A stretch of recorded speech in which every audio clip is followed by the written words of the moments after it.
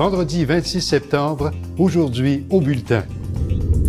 Des organismes communautaires s'inquiètent des compressions budgétaires annoncées par le gouvernement Couillard. L'Association sportive et communautaire du Centre-Sud vous convie à une soirée tout en humour pour son 40e anniversaire. Et dans le cadre des Journées de la culture, on vous fait découvrir le Festival de nouveau théâtre musical.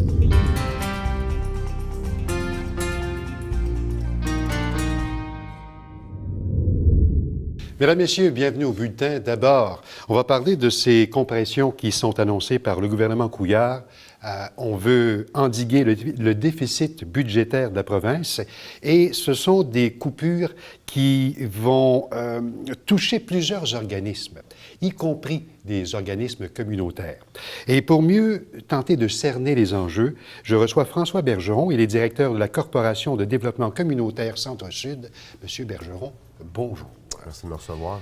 Y a-t-il lieu de s'inquiéter? S'il y a lieu de s'inquiéter, je vous dirais que présentement, tout est mis un peu à l'enjeu sur toutes les enveloppes que le gouvernement a décidé de nous présenter. L'expectative est un petit peu auprès des organismes communautaires de savoir ce qui va arriver avec leurs subventions. On le sait que les groupes communautaires, sur l'ensemble du Québec, on parle d'une enveloppe d'autour de 160 à 200 millions de dollars. C'est l'ensemble des groupes communautaires qui interviennent au Québec. Donc, sur l'ensemble du déficit qui nous est annoncé, c'est des petites sommes, mais on sait que traditionnellement, les différents gouvernements ont souvent remis en question leur investissement, particulièrement sur les organismes communautaires qui, selon certaines analyses, ont un moins grand impact ou sont moins vecteurs de développement économique. On sait très bien que les groupes communautaires sont des intervenants de première ligne, principalement, font de la prévention, mais remplacent des grands pans des services sociaux ou font partie complémentaire de grands pans des services sociaux, offrent des services souvent de proximité à moindre coût. Donc, la peur, c'est de ne pas savoir justement où est-ce qu'on s'en va avec ces coupures. On parle de peur. La CDC Centre-Sud comprend combien d'organismes? Il y a une quarantaine d'organismes qui sont membres de la Corporation de développement communautaire. C'est des organismes qui interviennent dans tous les secteurs. Donc, j'ai des organismes qui travaillent avec les personnes âgées, des organismes qui travaillent avec la petite enfance, qui font de l'aide aux devoirs, une popote roulante, une banque alimentaire. C'est des organismes qui touchent aux citoyens à toutes les périodes de leur vie et selon toutes les problématiques qu'ils peuvent rencontrer. Qu'est-ce qu'on vous dit? Quelles sont les craintes? C'est la crainte, c'est de ne pas savoir si demain, on va avoir de l'argent pour pouvoir continuer notre mission. Parce que le financement de base des organismes est assez peu élevé. Souvent, ça représente en bas de 50 de leur budget total. Donc, c'est des sous qu'il faut aller chercher par l'intermédiaire de différents projets, différentes enveloppes qui sont là de façon sporadique sur des problématiques spécifiques. Là, les groupes se disent, bien, si tout passe dans la machine, dans le moulin, puis tout est coupé, bien, comment je vais faire pour continuer à offrir tel service à telle clientèle? On parle là, mais on parle pas de couper dans le gras, là. On parle des fois des services essentiels et des organismes qui offrent de l'aide aux devoirs à des jeunes. S'ils n'ont pas l'argent qui vient de l'enveloppe des comités scolaires, bien, ils ne pourront pas donner ce service-là parce qu'ils ne pourront pas payer les gens ou offrir des locaux, juste ouvrir leurs portes. Il y a des organismes, on a des situations où on gère au jour le jour à certains moments de l'année ou à certaines périodes. Les besoins sont grands dans notre quartier, ils sont diversifiés, ils sont répartis entre les besoins des résidents, mais en plus, il y a des besoins de ceux qui émigrent vers le centre-ville avec leurs problématiques aussi. Si on pense à l'itinérance, c'est un beau cas flagrant. Le centre-ville de Montréal, le quartier Centre-Sud, l'arrondissement Ville-Marie a la plus grande concentration d'itinérants. L'itinérance, c'est un problème québécois, mais il est aussi un grand problème, il est principalement un problème montréalais. Et en plus d'être un problème montréalais, il est un problème de Ville-Marie. Parce que les itinérants, je ne sais pas, moi, à la Chine, il n'y en a pas beaucoup. Expliquez-moi un petit peu comment, présentement, ça fonctionne, dans le sens où, est-ce que chaque organisme a déjà été contacté? Est-ce qu'on leur a dit... Attendez-vous à des coupures ou si ce ne sont que des soupçons de coupures présentement? On est dans la rumeur. Présentement, on est dans les rumeurs. Vous avez vu dans les dernières semaines, dans les journaux, dans les quotidiens, on nous apprend que les CPE vont être coupés de telle façon, les parents vont être augmentés. Deux jours après, c'est une autre chose. On entend dire dernièrement que les centres de santé et les services sociaux vont être regroupés. Comment interprétez-vous ça? Est-ce que le gouvernement présentement lance des ballons? Attend de voir les réactions? Parce que, à ce que je sache, c'est l'ensemble des organismes communautaires et non qui sont touchés. Oui, présentement, on a l'impression qu'il envoie des ballons d'essai. On regarde comment la population réagit. Puis après ça, bien, on a l'impression que c'est un peu une espèce de crescendo. On fait un peu naître un peu la suspicion puis la crainte dans la tête de tout le monde. Puis le jour où ils vont annoncer certaines coupures, bien, on va se dire « Ah, bien, c'était moins pire qu'on pensait ». Ça va rester que pour des domaines comme le secteur des organismes communautaires, au printemps dernier, Centraide, face à une campagne de financement moins élevée, a dû couper 2 de toutes les enveloppes qu'elle donnait à des groupes. Mais pour des groupes communautaires, ça a représenté des pertes, même si c'est juste 2 des fois, c'est des 4, 5, 6 000 mais qui font la différence entre être capable d'offrir un service à l'année ou un service juste pendant une dizaine de mois. C'est la crainte des organismes, c'est pas de ne pas avoir les sous, dans le fond. C'est de ne pas être capable de remplir leur mission puis de dire, on a des gens qui ont des besoins de services. Ces services-là sont essentiels pour certaines personnes. Une banque alimentaire, c'est pas un luxe. C'est un service essentiel. Si on n'a pas les sous pour la faire fonctionner, bien, les gens vont en souffrir directement. Puis c'est les répercussions aussi. Les gens des organismes communautaires, dernièrement, on était réunis, puis le questionnement est à ce niveau-là. Ces répercussions-là sur le tissu social, ça va ressembler à quoi si on coupe dans des services aussi de base que ça, quand on pense que les gens ont besoin de combler certains de leurs besoins essentiels, se nourrir, se loger, c'est assez essentiel. Quand on vient couper là-dedans, bien, on va créer une série d'autres problématiques qui vont probablement coûter 3 à 4 fois le prix une fois qu'il va falloir traiter le problème. Je ressens une appréhension de la part de tous ces organismes. Quel écho avez-vous de la population, de ces gens qui reçoivent ces services? Est-ce que l'inquiétude les atteint présentement?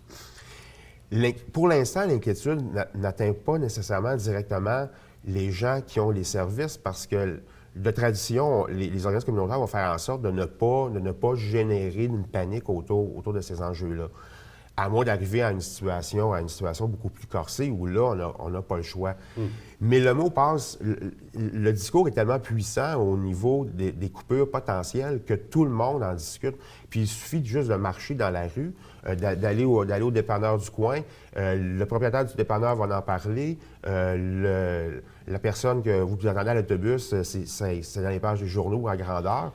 Tout le monde en discute, puis tout le monde est un petit peu en attente de voir ce qui va arriver. François Bergeron, il nous reste quelques secondes. J'aimerais connaître votre plan d'action présentement.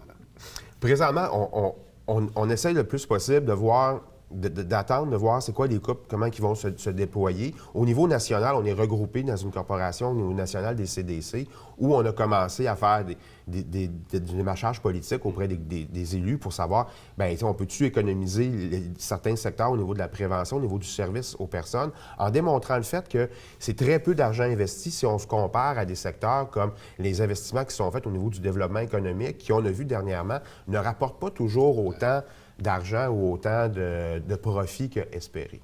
Donc, c'est un peu la voie pour l'instant. Il y a des mobilisations qui se préparent à différents niveaux. Vous pouvez venir sur le site Internet de la CDC. L'information est là. Monsieur François Bergeron, directeur de la Corporation de développement communautaire Centre-Sud, merci. Bien, je vous remercie beaucoup. Bonne année.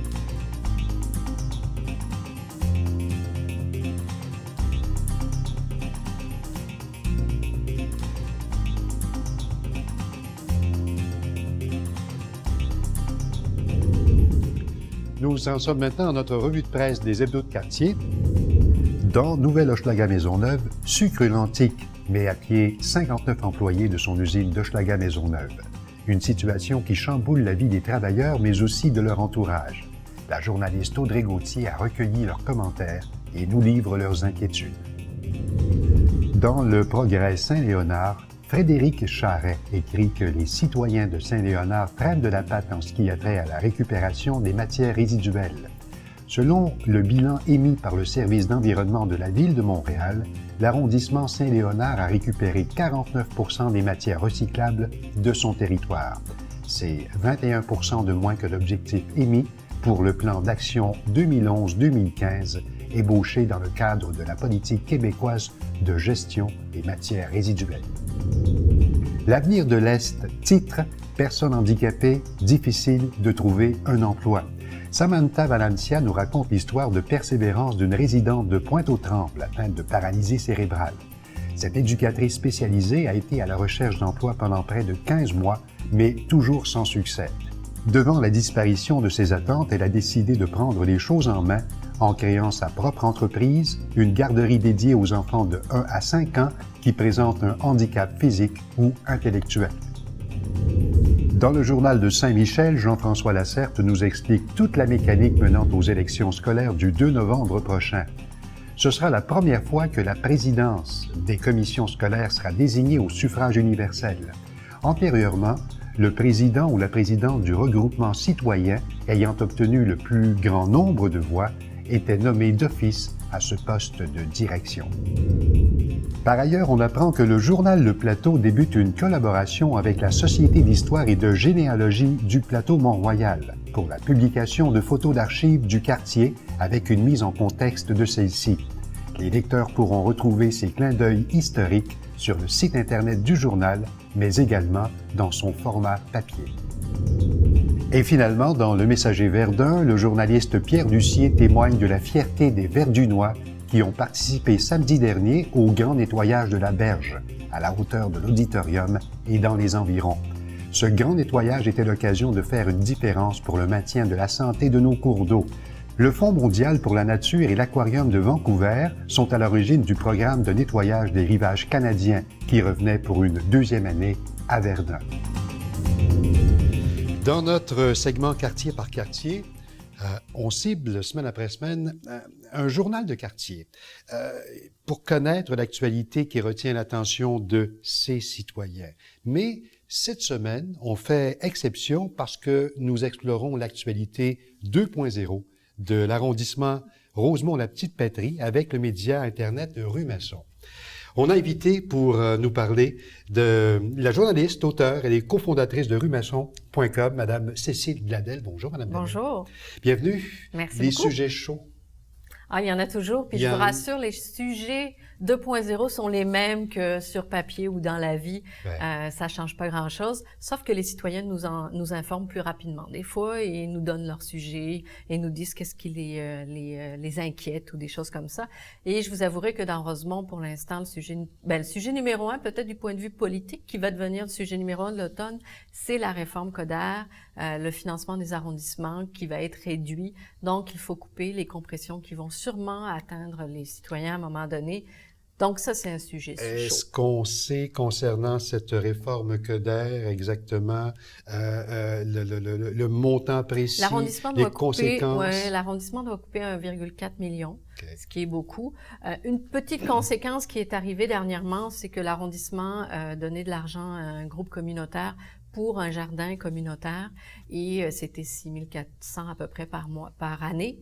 Et malheureusement, ils ont coupé ce montant-là, donc le jardin communautaire va devoir fermer. C'est une des petites conséquences qui va se passer. Il y a des groupes qui vont moins être financés aussi, plusieurs choses qui vont être annoncées dans les prochains mois. Les budgets s'en viennent, les budgets des arrondissements. Est-ce que la population, face à ces réformes Coderre, est-ce qu'elle s'en inquiète déjà? J'ai pas l'impression que c'est une grosse inquiétude pour l'instant parce que les gens ne sont pas encore touchés vraiment.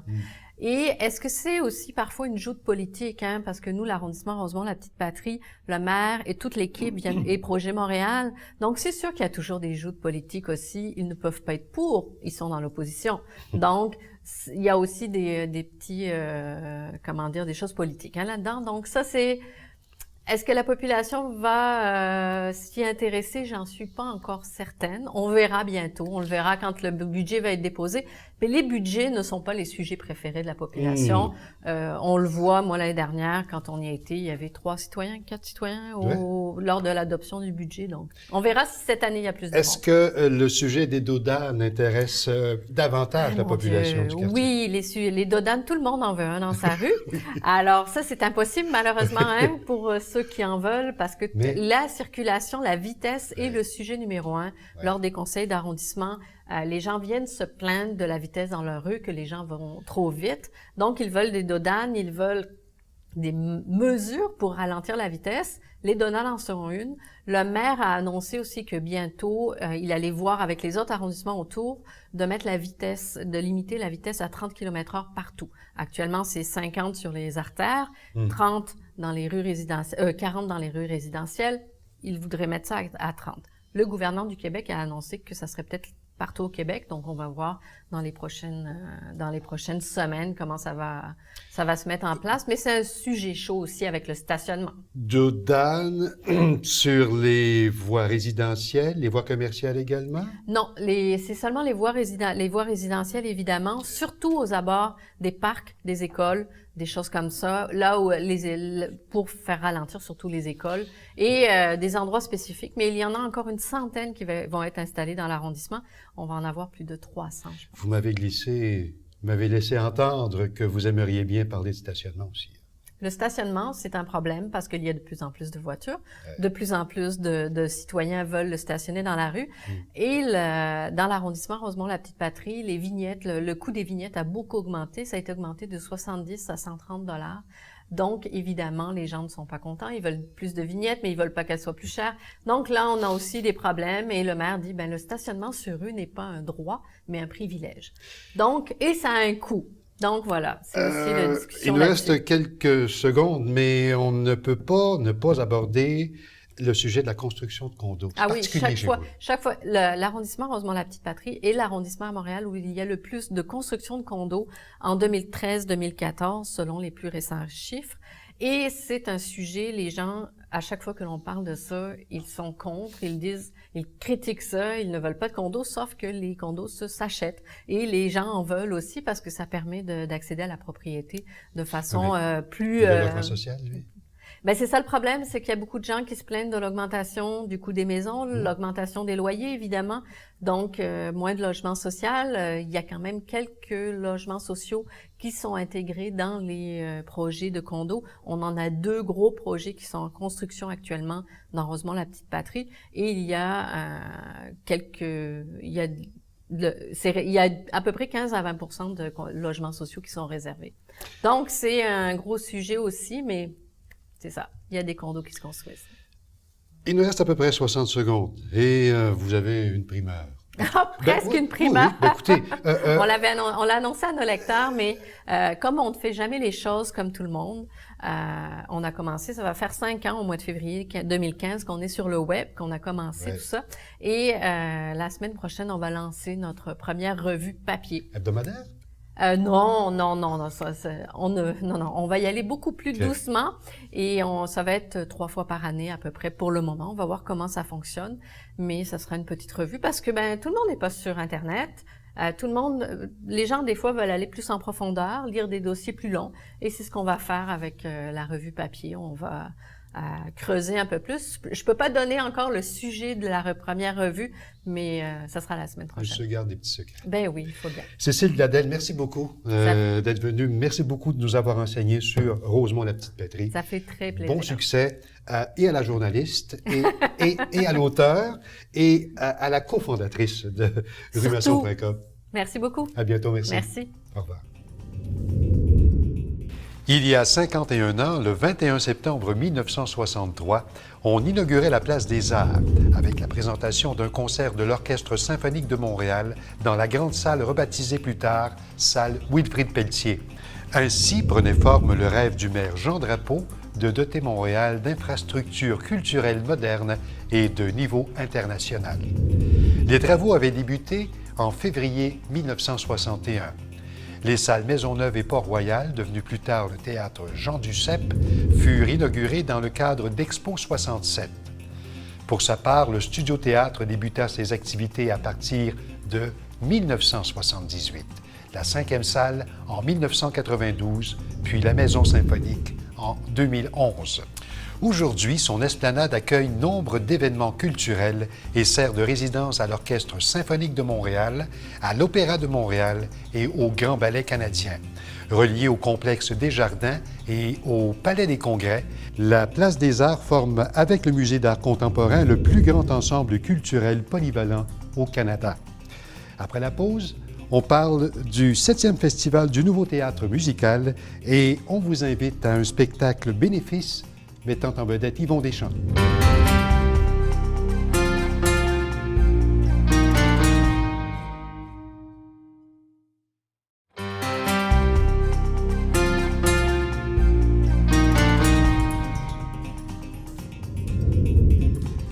De retour au bulletin, je veux vous parler de l'ASCCS et j'articule bien parce que c'est l'Association sportive et communautaire du Centre-Sud qui fête son 40e anniversaire. Et on reçoit son directeur général, José Rebello. Monsieur Rebello, bonjour. Bonjour. Vous vivez une situation que bien des organismes souhaiteraient. 40 ans. Et vous êtes encore en croissance. Exactement. Fait que le 18 octobre 1974, c'est la date officielle de constitution de l'Association sportive et communautaire du Centre-Sud. Et donc, le 18 octobre 2014, ça va être les 40 ans officiels. Et pour l'occasion, on va faire un beau spectacle à la Place des Arts le 21 octobre 2014, cette année. C'est un spectacle annuel que vous offrez? Non, c'est une première. La première à la Place des Arts? C'est la première avec à la Place Yvon des Arts. Deschamps. Avec Yvon Deschamps, Et exactement. ses acolytes, beaucoup d'humoristes. Et ses acolytes, Laurent Paquin, André Sauvé, Daniel Savoie, Lise Dion, Jean-Michel Anctil, Daniel Lemire. J'espère que je n'en ai pas oublié. C'est une belle brochette, ça oui. fait une belle brochette d'artistes. En fait, ça aide aussi au financement de l'association sportive. Exactement. 40 ans. Oui. On a l'impression que vous êtes à l'étroit. Quand on va faire un tour chez vous et vous gérez une belle situation parce que vous répondez à un grand besoin du secteur.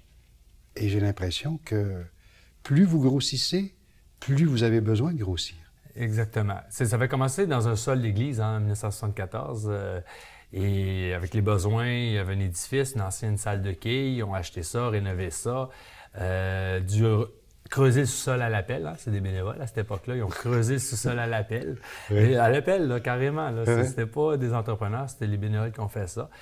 Les activités ont continué à augmenter, les gens ont continué à fréquenter. Ils ont acheté une manufacture de l'autre côté qui ont occupé pendant 6 ans, le temps d'amasser de l'argent et ensuite la détruire et construire un centre multifonctionnel. 5 ans plus tard, l'ajout d'une piscine, de la bibliothèque de la ville. Et maintenant... 40 ans plus tard, on est encore à l'étroit, on a besoin encore d'agrandir, on a encore un peu d'espace, fait qu'on veut en profiter. On n'a pas encore situé l'endroit précis de votre association sportive, cependant, c'est sur la rue? La rue de la Visitation, juste au nord d'Ontario. Oui, en plein milieu des habitations résidentielles. Fait que, il est caché, ça paraît pas, on le sait pas, souvent ça se voit pas, mais les gens sont toujours impressionnés, surtout lors des élections, de découvrir qu'il y a un centre communautaire qui est là. Quelle clientèle desservez-vous? On dessert tous les âges de clientèle. C'est sûr que le mandat de l'association principale, c'est les enfants. Ça a été créé à l'époque parce que le Centre-Sud est un quartier assez difficile. Et pour occuper les enfants, pour pas qu'il y ait des tentations au niveau de la rue, ils ont créé l'association pour les occuper puis les amener vers autre chose. Ça, ce mandat-là s'est poursuivi sous diverses formes, soit au niveau sportif, culturel ou autre. Mais sinon, on s'occupe aussi beaucoup des personnes vivant avec un handicap. On fait de la programmation spécifique pour eux autres parce que c'est des personnes qui sont souvent isolées. On veut les sortir de leur milieu, qui viennent côtoyer d'autres gens. Même chose pour les personnes âgées. Sinon, les adultes, les familles, vraiment... On discrimine personne, tout le monde est bienvenu. Vous soulignez un point important parce que de ce que j'ai pu en constater, parce que je suis allé faire un tour, ce que j'ai pu en constater, il y a vraiment de toutes les générations. On parle des tout-petits, de la garderie jusqu'aux gens âgés. Et vous avez un service aussi qui est très apprécié, votre gymnase, qui est de toute beauté, qui est relativement nouveau aussi, là. Oui, c'est-à-dire qu'il existait dans l'ancienne partie, mais avec la construction, on l'a modernisé et déplacé. Et maintenant, avant, c'était plus 4 murs, là, et quelques fenêtres, donc c'était moins agréable. Ouais. Ça faisait plus sous-sol, mais maintenant, c'est très vitré. Ça donne sur la piscine aussi, ça donne sur le petit parc. Donc, c'est beaucoup d'éclairage. Et bien entendu, l'éclairage fait toute la différence, là. C'est une belle salle d'entraînement là, pour tout le monde. Je me suis mis à regarder les gens qui entraient, les gens qui sortaient de l'ASCCS, pour prononcer bien. Il y en a vraiment de tous les âges, c'est intergénérationnel. L'été, vous avez des programmes qui donnent un coup de pouce aux jeunes qui ne sont pas à l'école. Parlez-nous-en un petit peu. Là. Oui, bien, notre camp de jour accueille quelques 575 enfants par semaine. Il faut dire que presque 30 et 40 de ces enfants-là sont subventionnés. Ça veut dire qu'ils ne payent pas un sou, soit subventionnés par l'association ou soit par d'autres fondations, le YMCA, Marie, là, je ne me rappelle plus du nom exact. Mais en tout cas, il y a d'autres fondations qui subventionnent ces gens-là, le C3S aussi.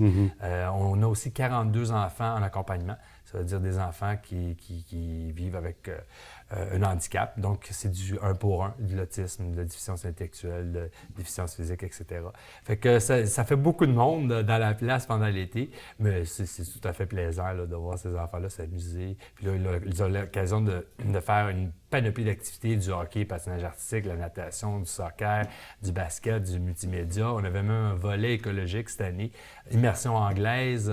Fait qu'on essaie de leur donner le maximum d'opportunités, le maximum d'options pour que quelque chose les pique, les motive, puis qu'ensuite, ils s'adonnent vers cette voie-là et plus tard puissent s'épanouir dans un domaine quelconque. Est-ce que je peux dire aussi que vous êtes un employeur spécialisé? Dans le sens où il y a énormément de gens qui peuvent avoir un handicap. Vous leur ouvrez les portes, vous leur offrez un travail qui est subventionné et il y a une belle magie qui se déroule chez vous. Oui, on a nos trois, entre autres, là, on en a d'autres. On a aussi à la réception José qui a eu un AVC, donc elle est paralysée de la moitié du corps, elle travaille à l'accueil. Sinon, on a Joseph, Jean-Pierre et Christian qui sont à l'entretien, qui sont avec nous depuis 2001, depuis l'ouverture du nouveau centre et qui s'occupent de l'entretien. Ils ont l'autisme et déficience intellectuelle. Mais ils sont là tous les jours, ils travaillent très fort, puis ils donnent un grand coup de main. Je ne peux pas oublier Jean aussi, Jean qui est paralytique et qui lui aussi fait de l'entretien. Et il est bénévole, hein? Et je veux dire, ils sont bénévoles, ils viennent là parce qu'ils aiment ça et ça leur procure une maison à l'extérieur de la maison, ils se sentent utiles à la José société. Rebello, je veux, pendant les quelques secondes qui nous restent encore, que vous nous reparliez du spectacle. Il a lieu quand? Le 21 octobre à la Place des Arts. Puis d'ailleurs, j'aimerais souligner que grâce au soutien de l'arrondissement de Ville-Marie, il y a des billets réservés au balcon à 30 $ pour les résidents de l'arrondissement seulement. Fait que ces billets-là sont présentement en vente. Donc, c'est 30 $ au balcon pour les réserver? résidents. À l'association directement. Ces billets-là sont disponibles à l'accueil de l'association au 2093 de la Visitation. Fait que juste se présenter et le monde, ça pourrait créer des billets pour ce beau spectacle.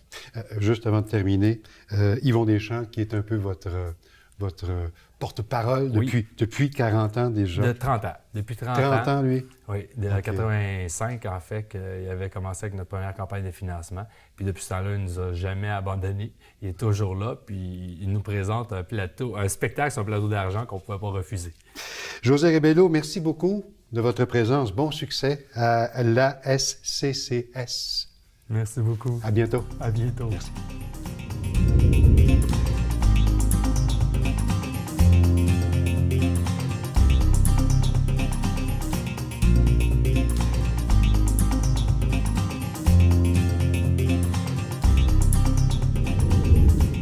Et c'est la 7e édition du festival Nouvelle Vague du Nouveau Théâtre Musical. Déjà la 7e édition. Déjà. Et oui, et on a avec nous Stéphane Pietrantoni, le grand responsable de l'événement. Bonjour. Bonjour.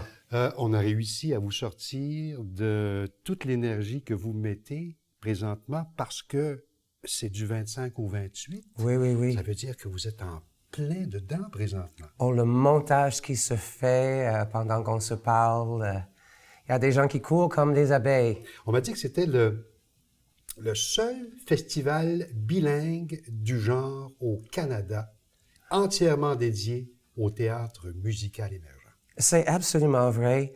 Et c'est tellement important, ce rôle de création, de développement de départ. C'est là où on est différent. On ne fait pas les plus récents succès de Paris ou de Broadway. On fait de nouvelles créations. Et c'est ça l'intérêt. Ou du moins, moi, je trouve. C'est ça l'intérêt. Il y aura des prestations, pas mal de prestations. Oui. Est-ce que vous avez un lieu central? Mais la plupart des activités cette année se déroulent au Centre culturel Calix-à-la-Vallée, au cœur du Parc La Fontaine. C'est pas le théâtre extérieur, c'est pas le théâtre de verdure, c'est le théâtre intérieur. L'édifice est en pierre grise. Cette année, vous mettez également l'accent sur les créateurs montréalais. Toujours, toujours. On essaie de faire ça tout le temps. On pense toujours aux gens qui jouent sur scène, mais on oublie les gens qui écrivent, les gens qui composent la musique, les gens qui font du design pour le théâtre. Ces gens-là ont besoin de créer aussi. Et c'est là où notre intervention est assez unique aussi, au niveau des créateurs, parce qu'il y en a plusieurs qui sont passés par nos portes, qui ont travaillé leur texte avec nous en atelier ou en séance privée, où on décortique leur texte et on essaie d'améliorer ou de clarifier des choses pour un meilleur produit final.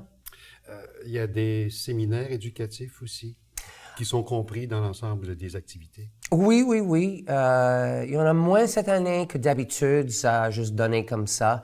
Mais il y a effectivement des choses qui vont informer le public sur notre rôle unique ici à Montréal dans le processus de développement. Et puis, des gens vont découvrir comment une comédie musicale est écrite. Ça, c'est quelque chose qui est assez unique parce que les gens, Les Misérables n'est pas né tout fait. Fallait le développer, fallait le créer, fallait le tester, fallait faire des ajustements avant que ça devienne international. C'est à Primodique. Il y a 3 événements, cependant, qui sont totalement gratuits. Mais c'est le week-end des Journées de la culture. Dans Et ce à- cadre-là. Oui. Et pour cette raison, on a voulu faire certaines activités et surtout que les choses qui sont plus à caractère éducatif, on a mis ça de l'avant. Donnez-moi des exemples de ces événements, parce que je vois ici, il y a tournage de vidéoclips. Oui. Et c'est assez particulier. Est-ce que Oui. c'est nouveau cette année, ça? On avait fait un petit test dans un autre lieu, dans un autre genre, mais cette année, on essaie de faire quelque chose qui va être plus personnel. Le problème avec le théâtre, c'est souvent quand on filme, on est très, très loin. On est très, très loin des gens. Et donc, on voit des Kurdes qui dansent. Mais quand vous dites Oui. tournage de vidéoclip, Oui. est-ce que le public y participe aussi? Mais dans le sens où ils peuvent venir encourager les artistes qui font leur tournage, on veut donner un petit feeling d'un public en studio, quelque chose comme ça. Donc oui, absolument, on en a même besoin de ça, juste pour montrer un peu juste mettre un peu d'effervescence dans le clip aussi. Qu'est-ce qui fait, Stéphane Piétan-Trony, que le Québec est si effervescent de ces talents émergents? Est-ce que c'est particulier à chez nous? Ben, ayant travaillé ailleurs, je dirais qu'il y a certaines choses qui sont très dynamiques et au-delà de la moyenne, je veux dire, ici à Montréal.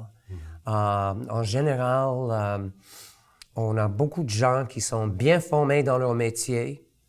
Où nous, on essaie de donner un coup de main, c'est au niveau de la carrière.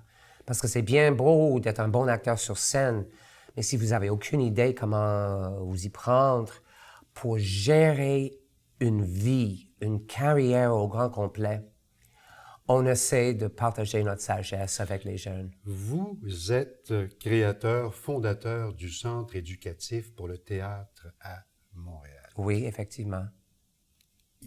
En dehors de cet événement, de cette 7e édition du Festival Nouvelle Vague, est-ce qu'on peut participer à des événements que vous créez au-delà de ce festival?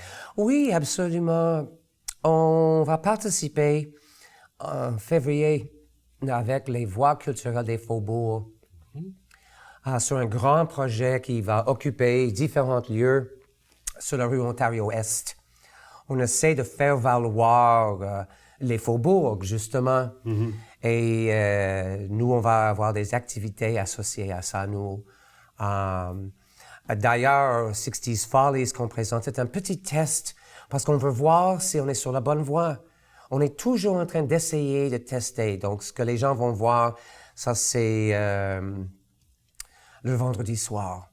60s Follies. Qu'est-ce qu'il y a de particulier? Ben, on a baptisé ça une popérette pour dire qu'on prend de la musique populaire, mais comme une opérette, on raconte une histoire. Donc, on a mis un trame dramatique avec un texte, mais avec des chansons qu'on connaît. Et ce qu'on essaie de faire valoir, c'est la différence entre un concert pop, toutes sortes de belles musiques, mais ça reste à un seul niveau, et quand on met une histoire derrière, comme les mots ne veulent plus dire la même chose, même si on a chanté la chanson 1001 fois, c'est différent. Et on veut voir si c'est une façon d'attirer le public. Il nous reste quelques secondes, mais j'aimerais que vous nous rappeliez, vous nous disiez au centre Calixa-la-Vallée, faut-il réserver les billets? Oui, normalement, on envoie un courriel à notre adresse info, CETM, nos initiales.ca. Est-ce qu'il y a un numéro de téléphone où on peut vous rejoindre? Il y a un numéro de téléphone, c'est le 514-504-9339. Stéphane Pietantoni, grand succès pour cette 7e édition du Festival Nouvelle Vague du Nouveau Théâtre Musical. Merci infiniment. À bientôt.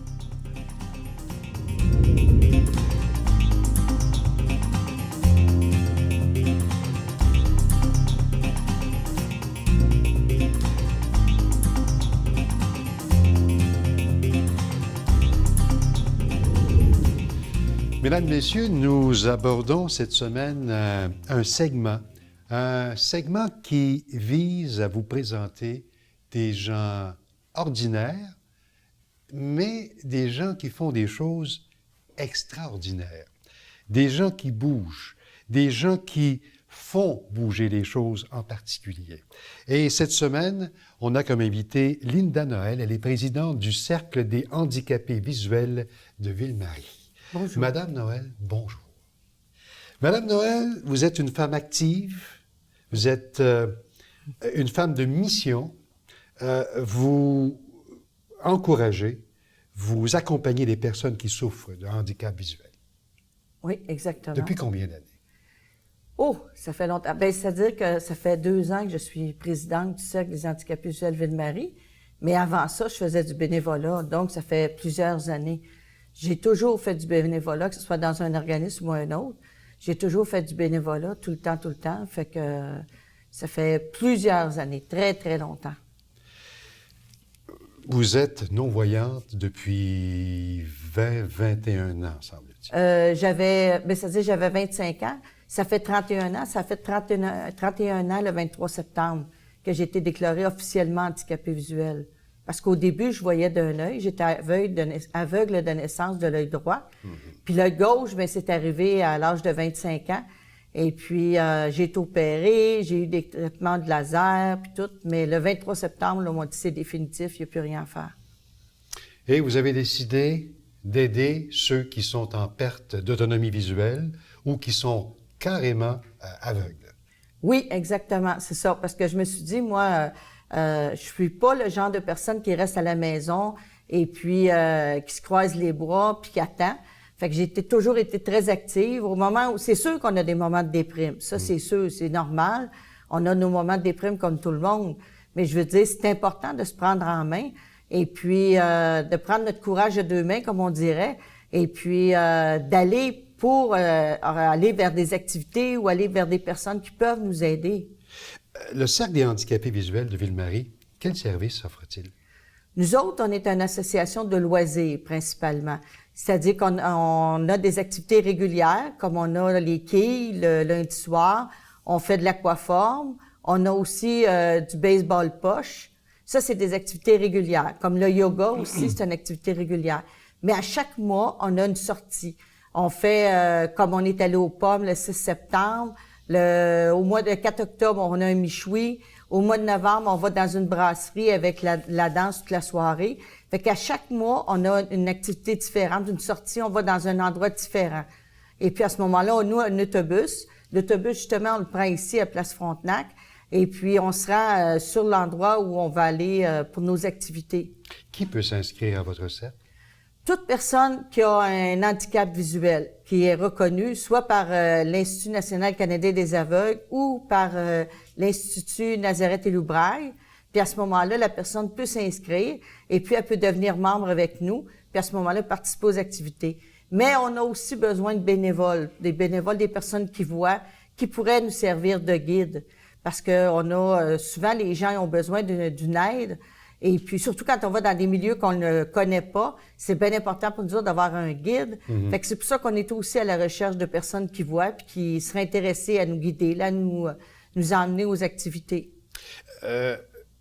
Ceux et celles qui fréquentent votre cercle sont des gens adultes? Est-ce qu'il y a des jeunes, des adolescents? Est-ce qu'il y a des gens âgés? Excusez, non, nous autres, ça serait plus 18 ans et plus. D'accord. Puis on a beaucoup de personnes âgées parce que la population vieillit actuellement. Donc, il y a beaucoup de personnes qui perdent la vue ou partiellement la vue à cause de la dégénérescence maculaire, du glaucome ou ces choses-là. Fait qu'on a beaucoup de personnes âgées. Mais dans nos activités, on a quand même des gens de 25, 30, 40, 50 ans. Là. C'est pas tous des gens de 75 en montant. Vos projets à venir, Mme Noël? Ah, ben on a plein de projets. Moi, j'ai plein de projets, faire plein de choses, puis plein d'activités. Là. Je veux dire, on est ouvert, à chaque année, on est ouvert aux différents endroits qu'on peut aller visiter, puis ça. Cette année, au mois d'août, on est allé au village d'Anterre, puis ces choses-là. Il n'y a pas de limite aux endroits où nous autres, on peut aller, puis... Et quand on veut, là, moi je me dis quand on veut, on peut. On peut. Oui. Madame Noël, merci beaucoup. Linda Merci Noël, beaucoup. qui est la présidente du Cercle des handicapés visuels de Ville-Marie. Merci. Merci. Après la pause, on vous revient avec nos conseils citoyens.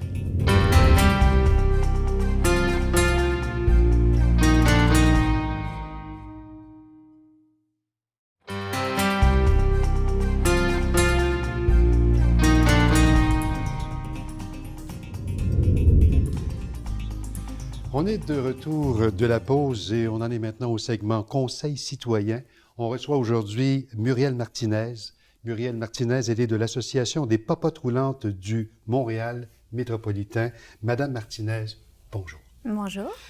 J'ai voulu mieux comprendre ce que sont les popotes, mais surtout comprendre la différence d'abord entre les popotes roulantes et les cuisines collectives. Quelle différence il y a entre les deux? Les cuisines collectives, ce sont des personnes qui vont cuisiner ensemble et qui repartent avec leur repas. La popote roulante, ce sont des bénévoles à l'origine qui préparent des repas ensemble et qui vont livrer chez les personnes. Un bon nombre chaque année parce que vous êtes l'association des popotes. Donc, votre association comprend quand même beaucoup de popotes roulantes qui sont un peu disséminées dans la région de Montréal. Hein? Oui, tout à fait. Sur l'île de Montréal, on a plusieurs popotes dans différents secteurs. Qui peut bénéficier de ce service? Toute personne où il y a un besoin alimentaire. La plupart de nos bénéficiaires, ce sont des personnes âgées, mais il y a aussi des personnes qui sont en perte de mobilité, peu importe l'âge. Quelqu'un qui a eu un accident puis qui se retrouve avec un problème, un bras ou une jambe ou une hanche handicapée pendant quelque temps, ça peut être un service sur du long terme, sur du court terme. Comment on y accède? Je peux vouloir, moi, avoir ce service, mais est-ce qu'il y a des intermédiaires? Est-ce que je vous téléphone? Est-ce que je vous dis « j'ai besoin de votre popote » ? Comment ça fonctionne? Il y a différents moyens. C'est sûr que moi, je conseille en premier lieu d'appeler le CLSC du secteur où la personne demeure et de vérifier avec le service du maintien à domicile parce que la personne qui va lui répondre au service du maintien à domicile sera plus à même de lui dire si oui, il y a un service de popote roulante, quel organisme s'en occupe, parce qu'il n'y a pas que nous, il y en a d'autres, et comment faire l'inscription. Ces repas sont préparés où? Nous sommes situés sur la rue Saint-Jacques, dans le sud-ouest. On a notre cuisine, on a des cuisiniers qui travaillent pour notre association, ce ne sont pas des bénévoles. Nous sommes employés par l'association des popotes roulantes. Un repas type, ça comprend, parce que c'est pas cher, hein, quand on parle à bas prix, c'est à moins de 5 $. C'est 5 $. 5 C'est 5 $. La personne reçoit une soupe, un plat principal et un dessert. La soupe, on a plus d'une dizaine, vingtaine de soupes différentes. On a dans les repas plus d'une cinquantaine de recettes différentes aussi. Donc le menu varie tous les jours, puisque nous on cuisine du lundi au vendredi. Donc ça varie tous les jours, toutes les semaines, tous les mois. Vous avez besoin de bénévoles. Surtout, pour aller faire les livraisons. Donc, ce sont des personnes avec véhicule, donc chauffeurs avec véhicule, baladeurs pour accompagner le chauffeur, parce que c'est toujours plus facile quand on est deux. Les problèmes de stationnement, des fois aussi, quand on est tout seul, on peut prendre un peu moins de temps avec le bénéficiaire. Je ne dis pas qu'on va prendre 25 minutes avec chaque personne, mais un petit 2 minutes, ça fait toujours plaisir aux bénéficiaires, parce que souvent, on est la visite de la journée, si ce n'est de la semaine. Quel genre de bénévoles recherchez-vous en particulier? Que des chauffeurs? Que des livreurs? Quelle qualité faut-il pour devenir bénévole chez vous? Les qualités, c'est surtout avoir envie de s'engager, je vous dirais, sur du long terme. Même si des personnes seraient disponibles pendant 1 mois, 2 mois, une journée, semaine, mais dans ce cas-là, on essaye de vérifier avec nos besoins si ça peut aller ou non. Mais c'est sûr que des bénévoles qui, sur une quarantaine d'années, s'investissent, on en a quelques-uns dans nos popotes artisanales. C'est assez difficile à trouver parce qu'on ne sait jamais ce qui va se passer dans notre vie. Mais c'est sûr que des chauffeurs avec véhicule, surtout. Avec véhicule? Oui, avec véhicule. Est-ce qu'être bénévole comprend aussi l'essence? Le kilométrage est remboursé. Oui, remboursé. le kilométrage est remboursé. Il y a des secteurs, on sait combien de kilomètres ça fait, donc c'est un montant fixé. Il y en a d'autres, c'est au kilométrage. Comment on fait pour s'inscrire en tant que Pour être bénévole? bénévole, vous pouvez aller sur notre site internet, Qui est popote? popoteroulante.com, Comme? popote roulante en un seul mot et au singulier. Et sur la page d'accueil, il y a un onglet spécialement pour les bénévoles et ils peuvent s'inscrire. Dès que je reçois la demande, je rappelle la personne, je vérifie avec elle les disponibilités. Il y a une première entrevue qui se fait au bureau et en général, dans la demi-heure qui suit, ils peuvent être envoyés sur la route. S'ils ont de la chance, c'est avec moi. Oui. Sinon, c'est avec quelqu'un d'autre ou la personne qui les a accompagnés pour faire un premier essai. Quand ils reviennent, on fait le bilan. Est-ce que vous avez aimé ça? Qu'est-ce qui a fonctionné? Qu'est-ce qui a moins bien fonctionné? Et ensuite, on voit si ça peut être une relation à long terme. Donc, je récapitule un peu, c'est pour toute la population, le repas en tant que tel, Oui. à condition de passer par un CLSC normalement. Dans plusieurs secteurs, c'est ce qu'il est préférable de faire. Oui. Souvent, c'est sûr que la petite mamie, elle sait que sa voisine elle reçoit la popote. Il n'y a pas besoin qu'il y ait un travailleur social, une infirmière, vienne chez elle et détermine, oui, vous avez besoin de la popote. Non, elle veut l'avoir pour une fois semaine, parce que ça va l'aider cette journée-là. Oui. Téléphone, et à partir de là, on s'organise. On peut redonner le numéro de téléphone? Oui. C'est... Le 514 oui, 937 oui, 4798. 4798 et votre site également, popoteroulante.com. Oui, Madame Martinez, merci beaucoup. c'est moi qui vous remercie. Merci d'être là. TELaide formera de nouveaux bénévoles en écoute active à compter du mercredi 8 octobre. Les séances se dérouleront les mercredis entre 19 et 22 heures. Il s'agit de formations professionnelles de 30 heures, théorie et pratique, avec l'objectif de devenir écoutant bénévole. Pour plus d'informations, contactez José Labbé au 514-935-1105. Finalement, je vous rappelle que le marché Solidaire Frontenac tient son principal marché saisonnier sur le parvis du métro Frontenac jusqu'au début novembre. On y trouve des fruits et légumes du Québec à faible coût. Une belle façon de soutenir notre agriculture locale les mercredis, jeudis et vendredis de 14h30 à 19h et les samedis de 10h à 16h. La Maison de Radio-Canada vous invite à sa journée porte ouverte ce dimanche 28 septembre de 10 à 17h. Au menu, plusieurs activités, dont la visite du plateau de 30 vies en présence de quelques comédiens de la série. C'est au 1400 boulevard René-Lévesque Est.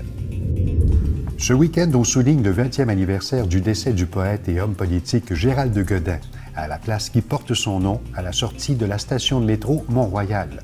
Ce vendredi à 19h30, il y a chansons et lecture de textes par l'écrivain Luc Dupont et l'interprète Madeleine Roy. Samedi à 19h30, on présente Godin le film. Apportez vos chaises et couvertures. La projection se fera en présence de nombreuses personnalités. Jusqu'au 28 septembre, l'ATAU présente une exposition qui met en scène une véritable caverne d'Ali Baba du monde du cirque. Affiches, estampes, jouets, sculptures, peintures et maquettes de cirque avec chapiteaux, des trésors qui proviennent de France, des États-Unis, du Japon, de la Pologne et de la Russie. C'est pour tous et c'est gratuit. Et finalement, il y a Danse en famille, c'est à l'esplanade du Stade olympique, c'est ce samedi de 14h à 15h30. Et c'est un moment de plaisir en plein air pour toute la famille au rythme africain. Voilà qui complète cette édition du Bulletin. Vous pouvez réécouter l'émission sur notre site internet tcftv.ca et également sur nos réseaux sociaux Twitter et Facebook. Bonne fin de journée. Merci d'avoir été.